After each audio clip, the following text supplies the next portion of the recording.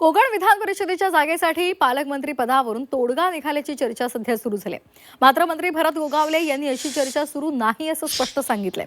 पालकमंत्री आणि विधान परिषदेच्या जागेसंदर्भात कोणतीही डील झाली नाही असं त्यांनी स्पष्ट केलंय। हा चर्चेचा विषय होऊ शकत नाही असंही ते म्हणाले।